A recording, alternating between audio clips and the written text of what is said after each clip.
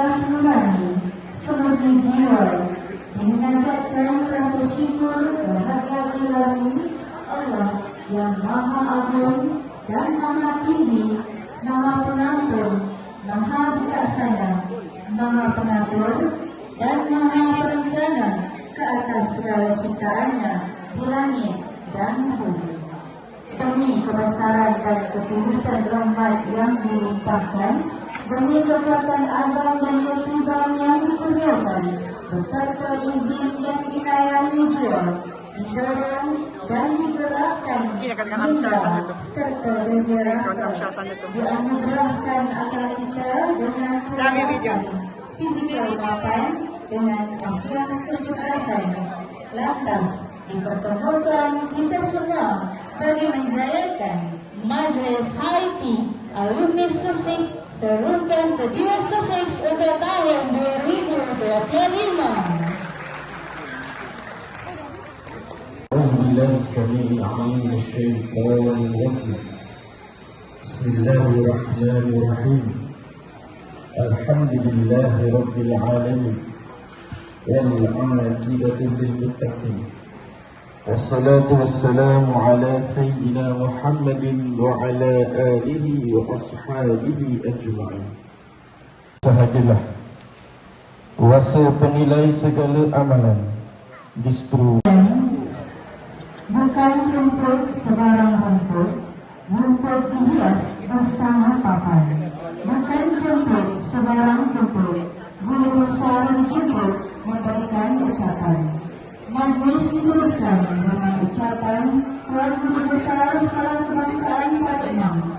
Untuk itu majlis menjemput yang berusaha Tuan Haji Abdul Hasan bin Dollah, Guru Besar Sekolah Kebangsaan Paling Enam, untuk menyampaikan ucapan tersebut. Dipersilakan. Bismillahirrahmanirrahim.